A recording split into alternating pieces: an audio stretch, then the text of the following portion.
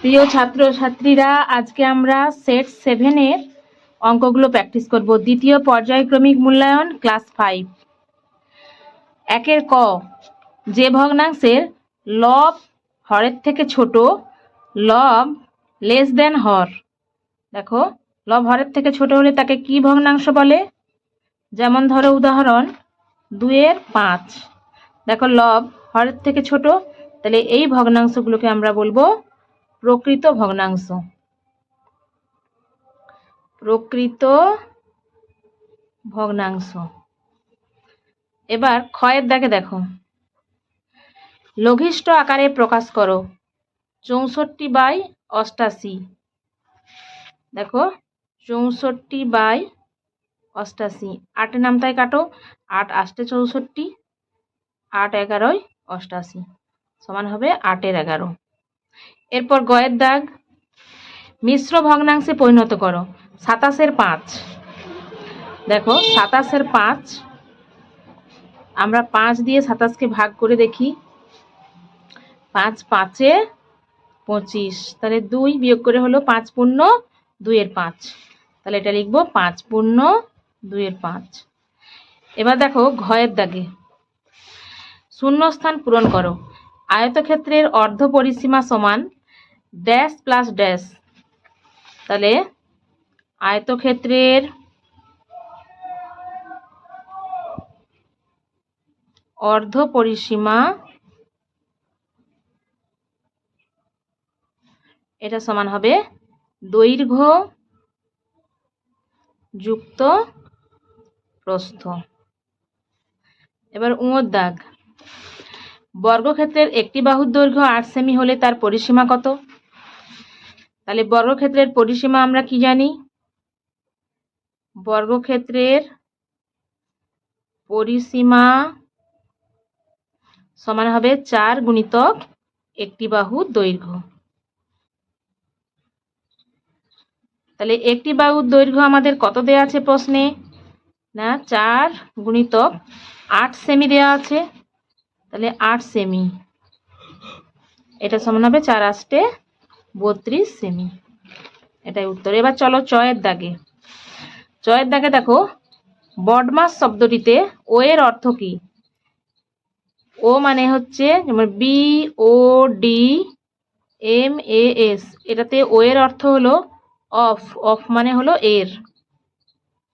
এবার ছয়ের দাগ, 0.6 এবং 0.06 এর মধ্যে কোনটি বড়? আচ্ছা দেখো, 0.6 আর একটা রয়েছে 0.06। তাহলে এখানে দশমিকের পরে দুটো সংখ্যা আছে, আমরা এখানে 0 দিয়ে দুটো সংখ্যা করে দিই। দশমিকের পর এর 6 রয়েছে, এর দশমিকের পরে 0 রয়েছে, তাহলে এটা ছোট এটা বড়। তাহলে গ্রেটার দেন দিয়ে দাও।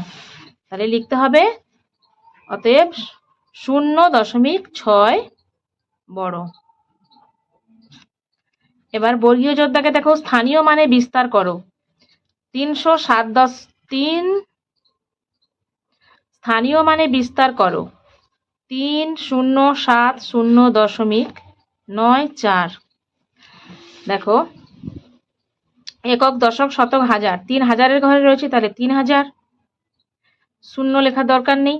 7 দশকের স্থানে রয়েছে, 7 10 70, এ শূন্যরও লেখার দরকার নেই। যুক্ত, দশমিকের পরে 9 রয়েছে, 9-এর নিচে হবে 10, দশাংশর ঘর, এটা শতাংশর ঘর, তাহলে 4-এর নিচে হবে 100। এরপরে ঝয়ের দাগ, 7 টাকা 5 পয়সা সমান কত টাকা? 7 টাকা 5 পয়সা, এটা সমান হবে 7 টাকা 5 পয়সাকে আমরা 5-এর দিয়ে 100 দিয়ে ভাগ করব, এত টাকা। তাহলে এটা সমান হবে 7.05 টাকা। আচ্ছা, এরপরে দেখো ইয়র দাগ,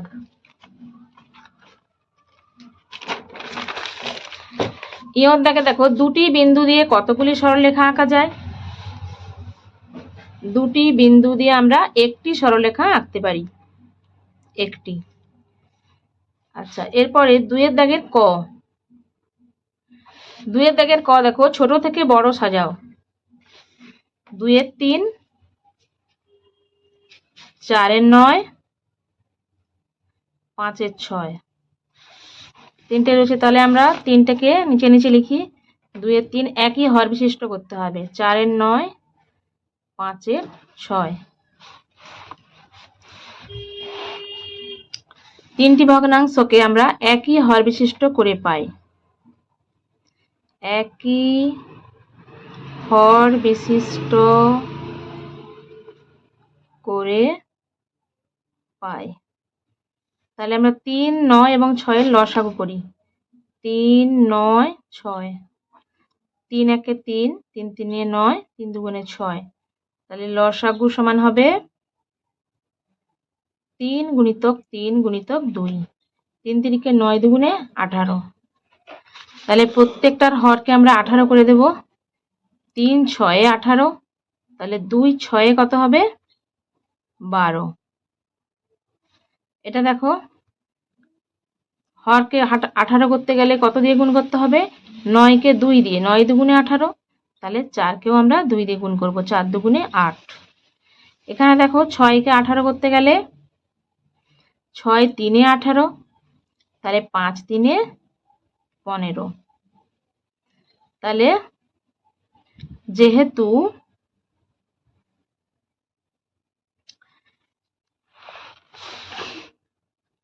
ছোট থেকে বড়, তাহলে সবচেয়ে ছোট হচ্ছে এখানে 8-এর 18, তারপরটা হচ্ছে তোমার 12-র 18, এরপর হচ্ছে 15-র 18। তাই আমরা কি লিখব না, 8-এর 18 মানে 4-এর 9, তাহলে 4-এর 9টা সব থেকে ছোট। এরপর হচ্ছে 12-র 18 মানে 2-এর 3, এরপর হচ্ছে 15-র 18 মানে 5-এর 6। এটাই উত্তর। আচ্ছা, এরপরে দেখো 2-এর খ বিয়োগ করো। 7-এর 15 বিযুক্ত 1-এর 5। দেখো খয়ের দাগে 7-এর 15 বিযুক্ত 1-এর 5। তাহলে 5 আর 15 আমরা লসাগু করি।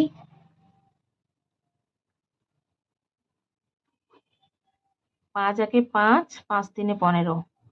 তাহলে লসাগু সমান হবে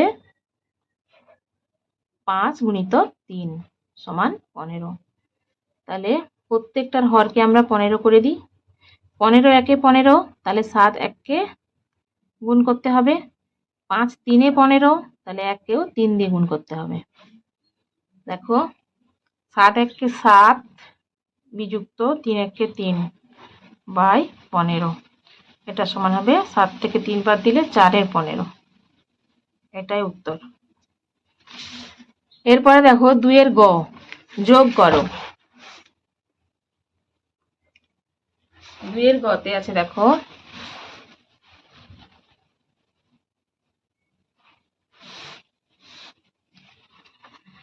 2 পূর্ণ 4-এর 7 যুক্ত 4 পূর্ণ 3-এর 4। প্রথমে আমরা ভেঙে নিই। 7 2-গুণে 14, 14 আর 5 যোগ করলে 14 15 16 17 18, 18 বাই 7 যুক্ত 4 4-এ 16, 16 আর 3 যোগ করলে 17 18 19, 19 বাই 4। তাহলে প্রথমে আমরা হরগুলোর লসাগু করব। তাহলে 7 এবং 4-এর লসাগু হচ্ছে, কোনো নামটাতেই যাচ্ছে না, ভাগ যাচ্ছে না, তাহলে আমরা লসাগু সমান কি লিখব? 7 গুণিতক 4 সমান 28। তাহলে লসাগু 28 হলো। তাহলে নিচে 28 লিখে দাও। 7 4-এ 28, তাহলে 18-কে 4 দিয়ে গুণ করতে হবে। 18 গুণিতক 4 যুক্ত 4 7-এ 28, তাহলে 19-কেও আমরা 7 দিয়ে গুণ করব। তাহলে দেখো 28, এখানে হচ্ছে 18 4-এ 72 যুক্ত 19 7-এ হচ্ছে 7 লং 63, 3 হাতে রইল 6, 7 থেকে 7 6 13, 133। তাহলে 133 আর 72 যোগ করো। 3 2 5, 7 3 10 শূন্য হাতে রইল 1, 1 1 2, তাহলে 205/28। আমরা 28 দিয়ে 205কে ভাগ করি, রইল 5, 7 দুগুণে 14, 5 19, তাহলে 205/28 সমান 7 পূর্ণ 9/28। এরপর ঘয়ের দাগ, একটি বর্গক্ষেত্রাকার জমির প্রত্যেকটি বাহুর দৈর্ঘ্য 15 মিটার হলে ওই জমিটির ক্ষেত্রফল কত? তাহলে আমরা বর্গক্ষেত্রাকার জমিটা আঁকি। ধরো এটা হচ্ছে বর্গক্ষেত্রাকার জমি, তাহলে প্রত্যেকটা বাহুর দৈর্ঘ্য হচ্ছে 15 মিটার করে। এটাও 15 মিটার, এটাও 15 মিটার, এটাও 15 মিটার। তাহলে জমিটির ক্ষেত্রফল কত হবে? না, জমিটির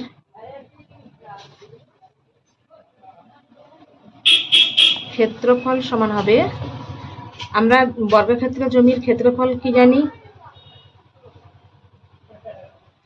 না, বাহুর দৈর্ঘ্য গুণিতক বাহুর দৈর্ঘ্য, বাহুর দৈর্ঘ্য গুণিতক বাহুর দৈর্ঘ্য, তাহলে সমান 15 মিটার গুণিতক 15 মিটার।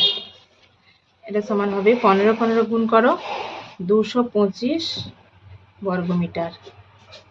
তাহলে লিখবে অতএব জমিটির ক্ষেত্রফল সমান 225 বর্গমিটার। এরপরে উঁয়োর দাগ, উঁয়োর দাগে দেখো কি আছে? উঁয়োর দাগে আছে একটি আয়তাকার মাঠের দৈর্ঘ্য 35 মিটার, প্রস্থ 20 মিটার। মাঠের ধার বরাবর চারদিকে একবার হেঁটে আসতে কত মিটার পথ হাঁটতে হবে? তাহলে আমরা আয়তাকার মাঠটা আঁকি। দৈর্ঘ্য 35 মিটার, প্রস্থ 20 মিটার।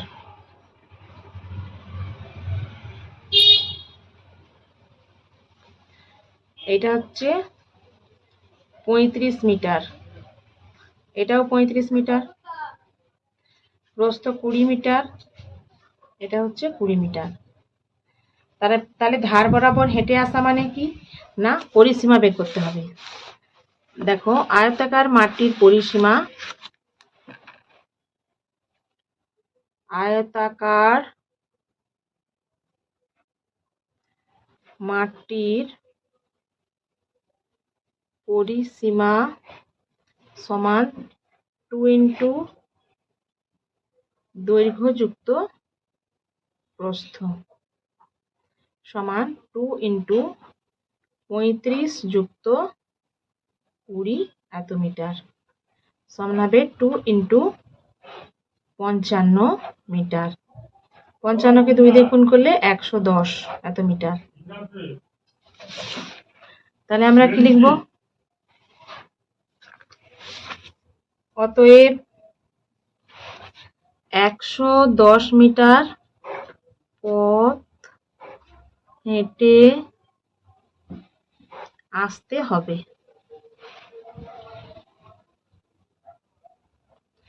পরের প্রশ্ন দেখো, চয়ের দাগ, সৌম্যদীপ 150.50 টাকায় 1 ঝুড়ি আম কিনলো। বাজারে গিয়ে সেগুলি 175 টাকায় বিক্রি করলো। সে বিক্রি করে কত টাকা বেশি পেল? তাহলে চয়ের দাগে দেখো সৌম্যদীপ আম কিনেছে কত টাকায় এবং বিক্রি করেছে, যেটা বিক্রি করেছে বেশি টাকায় সেটা উপরের দিকে লিখতে হবে। তাহলে সৌম্যদীপ বিক্রয় মূল্য কত দেখো? 175 টাকা। আর কিনেছিল কত? ক্রয় মূল্য 150 টাকা। দশমিকের পরে যে সংখ্যাটা ওটা পয়সা করে দাও, 50 পয়সা। তাহলে বিয়োগ করো, এখানে ধার করলে হচ্ছে 1 টাকা ধার করলে 100 পয়সা, তাহলে 100 থেকে 50 বাদ দিলে 50 পয়সা। এখানে 1 ধার হয়ে চলে গেছে, তাহলে এখানে রয়েছে 4, 4 2, তাহলে 24 টাকা 50 পয়সা বেশি পেল। তাহলে আমরা কি লিখবো, যে অতএব সৌম্যদীপ আম বিক্রি করে 24 টাকা 50 পয়সা বেশি পেল। এরপরে আমরা করব 3-এর কয়ের দাগ। চৌবাচ্চায় 2-এর 15 অংশ জল ছিল, আমি চৌবাচ্চায় 3-এর 20 অংশ জল ঢাললাম ও দাদা 3-এর 12 অংশ জল ঢাললো। এখন চৌবাচ্চায় কত অংশ জল হলো, চৌবাচ্চার কত অংশ খালি আছে। তাহলে প্রথমে আমরা 3 থেকে যোগ করে ফেলি কত অংশ জল হলো। তাহলে 2-এর 15 যুক্ত 3-এর 20 যুক্ত 3-এর 12, এত অংশ সমান। তাহলে এটা আমরা যোগ করে ফেলি, 15 20 12 লসাগু করো, 5 3 15, 5 4 20, 12 থাকলো। 3 দিয়ে ভাগ করো, 3 1 3, 3 4 12, 4 4 1 4, 4 1 4। তাহলে লসাগু সমান হবে 5 গুণিতক 3 গুণিতক 4, 5 3 15, 4 60। তাহলে 60 লসাগু হলো। 15 4 60, তাহলে 2 কে 4 দিয়ে গুণ করতে হবে। 20 3 60, তাহলে 3 কে 3 দিয়ে গুণ করতে হবে। 12 5 60, তাহলে 3 কে 5 দিয়ে গুণ করতে হবে। তাহলে এটা সমান দেখো, নিচে 60 থাকলো, 4 2 8 যুক্ত 3 3 9 যুক্ত 3 5 15। তাহলে 9 8 17 আর 15 কত হবে, 7 5 12 2 হাতে রইল 1, 1 2 1 3, 32/60।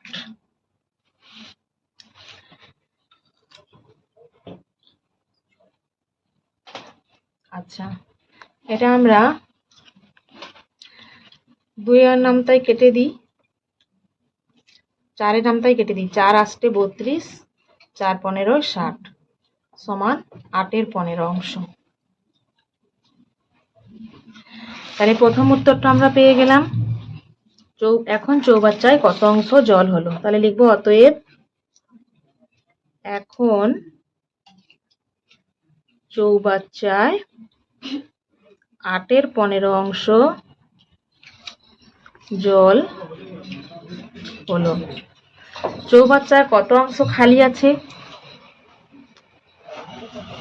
ধরো এই চৌবাচ্চায় আমরা জল ঢাললাম 8-এর 15 অংশ, তাহলে খালি যেটা সম্পূর্ণ অংশ ধরে নিতে হবে আমাদের 1 অংশ।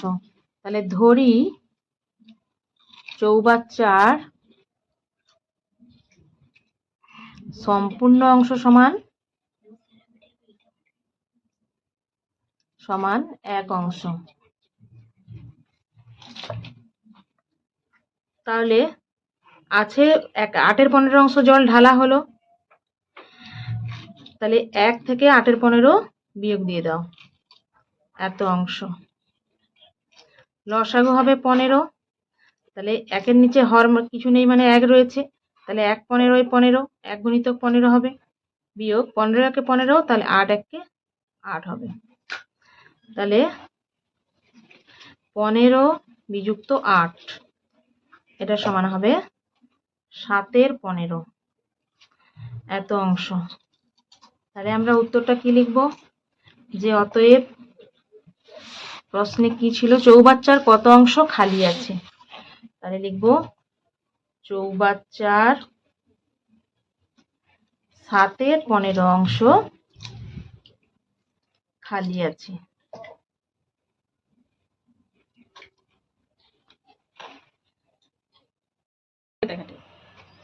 তিনের ক্ষয়ের দাগ। একটি আয়তাকার খেলার মাঠের পরিসীমা 212 মিটার এবং দৈর্ঘ্য 62 মিটার। ওই মাঠটির ক্ষেত্রফল কত? দেখো, একটি আয়তাকার খেলার মাঠ, এটি দৈর্ঘ্য 62 মিটার, পরিসীমা চারপাশ 212 মিটার। তাহলে আয়তাকার মাঠের দৈর্ঘ্য দেয়া আছে 62 মিটার, পরিসীমা দেয়া আছে 212 মিটার। তাহলে আমাদের কি বের করতে হবে? না মাঠটির ক্ষেত্রফল। তাহলে প্রস্থ যেহেতু দেয়া নেই, তাহলে আমরা প্রস্থটা আগে বের করে নিই। মাঠটির প্রস্থ কেমন বের করা হয়? না অর্ধ পরিসীমা বিযুক্ত দৈর্ঘ্য। তাহলে অর্ধ পরিসীমা মানে 212/2 বিযুক্ত দৈর্ঘ্য হচ্ছে 62 এত মিটার। তাহলে 2 একে 2, 2 শূন্য 0, 2 6 12, 106 হবে ভাগ করলে, বিযুক্ত 62 এত মিটার সমান হবে 444 মিটার। আচ্ছা, এরপরে আমরা তাহলে ক্ষেত্রফল বের করি। তাহলে অতএব মাঠটির ক্ষেত্রফল সমান দৈর্ঘ্য গুণিতক প্রস্থ। তাহলে দৈর্ঘ্য রয়েছে কত? না 62 মিটার, প্রস্থ হচ্ছে 44 মিটার। আচ্ছা, আমরা 62কে 44 দিয়ে গুণ করে ফেলি। 4 দুগুণে 8, 4 6 24, 4 দুগুণে 8, 4 6 24, 8 4 12, 2 হাতে রইল 1, 4 2 6 1 7 2। তাহলে 2728 বর্গমিটার, এটাই উত্তর হবে। এরপরে দেখো 3-এর গয়ের দাগ। 3-এর গয়ের দাগে 14.09 মিটার লম্বা বাঁশের 4.2 মিটার কাদায় 3.01 মিটার জলে আছে। জল ও কাদায় মোট কতটা ডুবে আছে? জল ও কাদার উপরে কত মিটার বাঁশ আছে? এই অঙ্কটা তোমাদের আগের সেটগুলোতেও হয়েছে। দেখো গয়ের দাগে, তাহলে বাঁশটা লম্বা কাদায় রয়েছে কত? বাঁশটি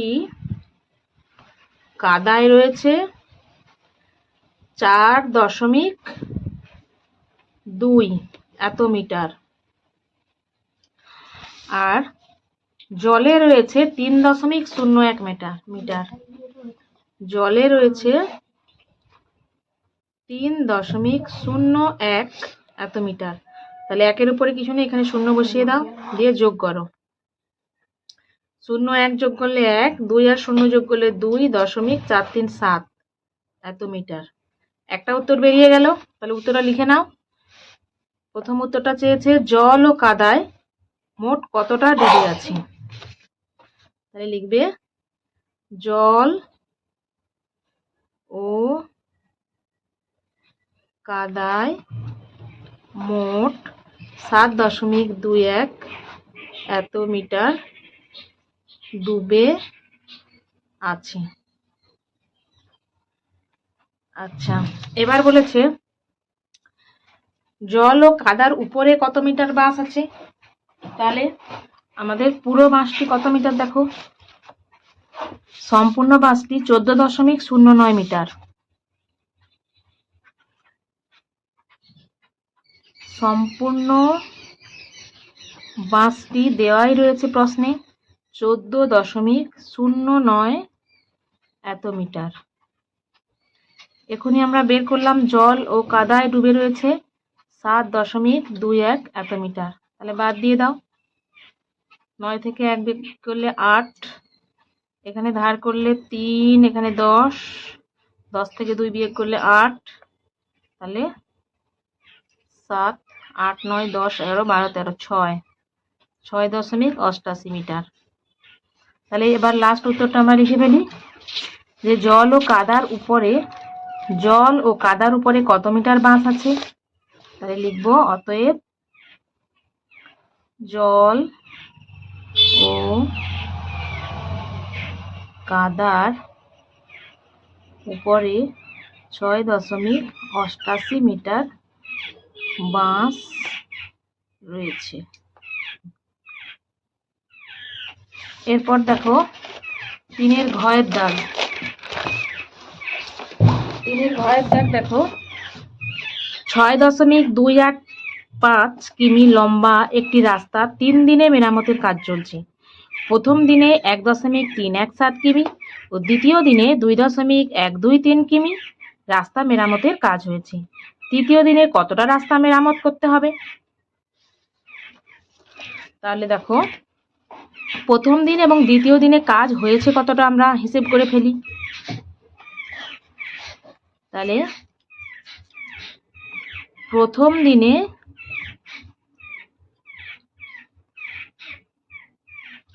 কাজ হয়েছে 1.317 এত কিমি। দ্বিতীয় দিনে কাজ হয়েছে 2.123 এত কিমি। তাহলে দুটোকে আমরা যোগ করে ফেলি। 7 3 10 0 হাতে থাকলো 1, 2 1 3 1 4, 3 1 4 দশমিক 2 আর 1 যোগ করলে 3 এত কিমি। তাহলে এটা প্রথম এবং দ্বিতীয় দিনে এতটা কাজ হয়েছে। তাহলে আমাদের রাস্তাটা লম্বা ছিল কত? রাস্তাটি 6.285 এত কিমি লম্বা। কাজ যেটা হয়ে গেছে আমরা বাদ দিয়ে দিই। 3.440 এত কিমি কাজ হয়ে গেছে, কাজ হয়েছে, বিয়োগ দিয়ে দাও। তাহলে 5 থেকে 0 বাদ দিলে 5, 8 থেকে 4 বাদ দিলে 4, এখানে ধার করো 12,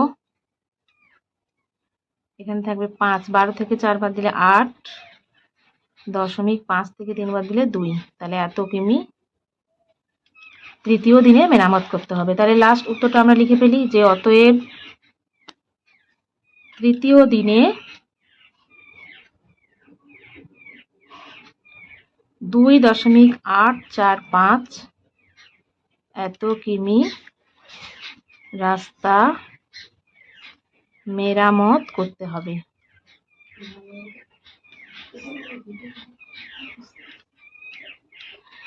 এরপরে দেখো সরল করা রয়েছে। সরল করা দেখো 210 বিযুক্ত তৃতীয় বন্ধনী শুরু 8 ভাজিতক দ্বিতীয় বন্ধনী শুরু 7 বিযুক্ত প্রথম বন্ধনী শুরু 6 যুক্ত 4 বিযুক্ত 7 প্রথম বন্ধনী শেষ দ্বিতীয় বন্ধনী শেষ তৃতীয় বন্ধনী শেষ। এবার এখন প্রথমে আমরা প্রথম বন্ধনীর কাজ করে ফেলি। তাহলে 210 বিযুক্ত 8 ভাজিতক 7 বিযুক্ত প্রথম বন্ধনীতে আগে যোগটা আগে হবে 6 4 10 বিযুক্ত 7 যা আছে রেখে দাও। তাহলে 210 বিযুক্ত 8 ভাজিতক 7 বিযুক্ত প্রথম বন্ধনীর কাজ করে শেষ হয়ে যাবে 10 থেকে 7 গেলে 3। 210 বিযুক্ত 8 ভাজিতক দ্বিতীয় বন্ধনীর কাজ করো 7 থেকে 3 বিয়োগ করলে 4, দ্বিতীয় বন্ধনী উঠে গেল।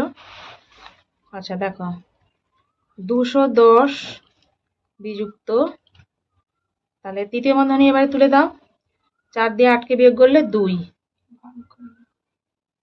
4 দিয়ে 8 কে ভাগ করলে 2 হয়, দ্বিতীয় বন্ধনী উঠে যাবে। তাহলে 210 থেকে 2 বিয়োগ করলে 208, এটাই উত্তর। ছোট্ট বন্ধুরা, আজকের মতো এতটুকুই। ভিডিওটি ভালো লাগলে লাইক, কমেন্ট, শেয়ার এবং সাবস্ক্রাইবের মাধ্যমে অবশ্যই পাশে থেকো।